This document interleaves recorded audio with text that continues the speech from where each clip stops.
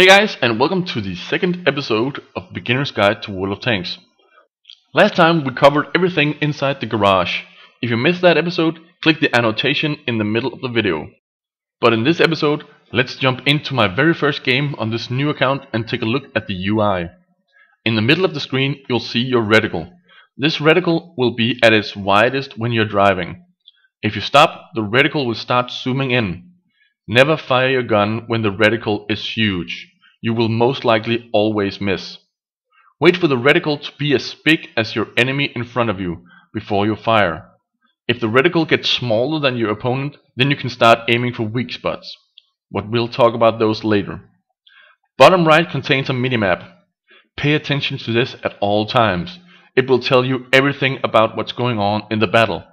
You will be able to see what your enemy is doing, what your allies are doing, and what you should be doing. Be it flanking, returning to base to defend it, or push because the enemy might be pushing themselves on one side, but some of your teammates are able to hold them back, but not for long. The minimap is crucial. You might as well learn it now. It can be rescaled small and big. On the minimap you'll also see two circles, one red and one green. A little weird since the green is the enemy cap zone and the allied cap zone is red. The enemy icons are red, so why is their cap zone green? I never understood that. When you enter the cap zone, a timer will start. This timer goes all the way to 100. If you reach it, you win the game by capturing the base. Starting this timer will do two things.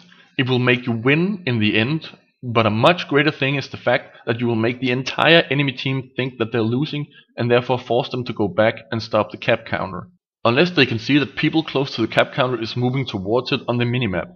Another great way to use the minimap and see if you're needed to go all the way back or if you can relax since some of your allies are already going. You can use this to your advantage in a lot of ways.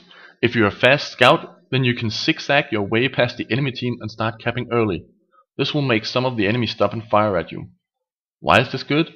Well, while you're fooling around and keeping the enemy busy, your own team gets to go to the better locations on the map and therefore gain an early advantage in the game before even firing a single shell. On the left we have the tank, the HP on the tank, the name of the tank if you forgot which tank you just picked, and then we have the kilometers per hour and each module on the entire tank.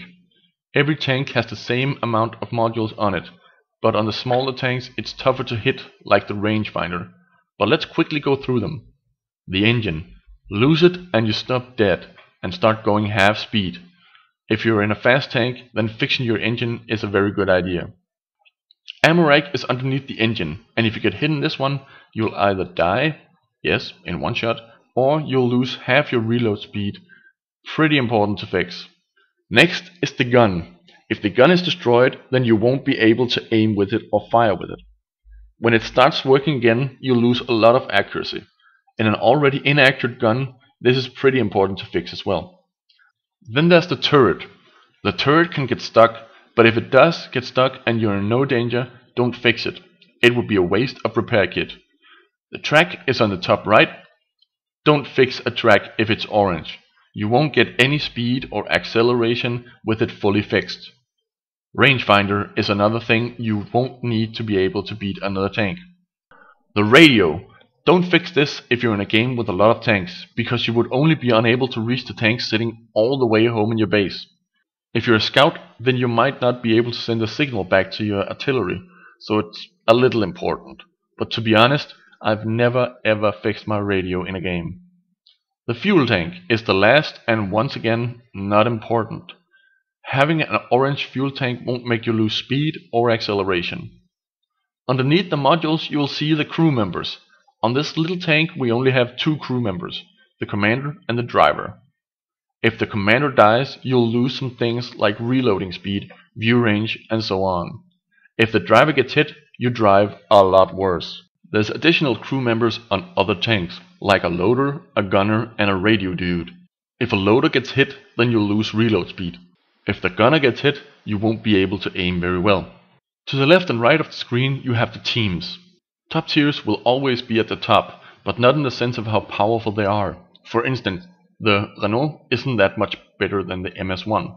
So get to know the powerful tanks as you go along and know what to avoid. Like in the tier 3 battles, you really have to look out for the Marder Zwei, since it has the best gun at the tier and can really hurt you. Also, the T18 has a massive derp gun on such a small tank. Derp gun is the word for a gun with massive alpha damage but low penetration. Up top you'll have the score. As you lose tanks, it'll count upwards towards 15. Before each battle there's a timer of 30 seconds. If you haven't connected before that timer reaches 0, then the game will start without you. But you will be able to play once you connect, of course. But people will probably complain about you being AFK. They always do. When you have entered the battle, you will be able to enter sniper mode. This is done by either scrolling with your mouse wheel or pressing the shift key. Pressing the shift key will make you switch in and out of sniper mode a lot faster than rolling the mouse wheel. When you see an enemy, you can right click to auto aim, but it's not advised, since you sometimes will aim at the strongest part of any tanks, the gun mantle. At the bottom you'll see the ammo type, AP with red band across, APCR gold ammo with the black and dangerous looking shell, and then the HE with the orange band across. Before I roll out on this map, you'll need to know something about the game. Enemies will not be visible all the time. As you can see on the map, there's only the tanks in the south base. You'll have to scout or spot the other tanks, and when you do, the entire team can see them on the minimap, unless they don't have a big enough radio equipped. So if you drive to the left side of the map and all tanks suddenly disappear from the right side, that just means that you don't have radio range to reach those guys. But let's take a look at spotting a couple of enemies. An enemy is spotted and they pop up on the minimap, but you can also see them right through the entire battlefield. This way you'll know which way you want to go to find your enemies. Some people see this for the first time and think wall hack, but it's not. You have to have a clear line of sight of your enemy to be able to see exactly what he's doing. This clear line of sight won't be able to keep him spotted though. You'll have to stay in view range for him to stay spotted. If not, then he'll disappear, even if he's sitting in the open field or you can see him in third person from around the corner of a building. Let's go over a few things without going too much into the advanced category yet. 2 things that help you straight from the start to help you against the smarter part of the World of Tanks players. The players who know how to circle people to death. So therefore we start out with the simple task of moving your turret. This is my Löwe. It doesn't have the best turret traverse speed of all tanks, so it's a great example. Your turret has a traverse speed, meaning it will turn at a set speed. As you can see, it goes all the way around. If an enemy turns up behind you, you will be able to turn your turret and fire at him, without even turning your tank. This is something tank destroyers won't be able to do.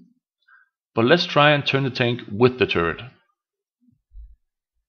Did you see how fast that went? Let's compare it to the turret turning without the tank.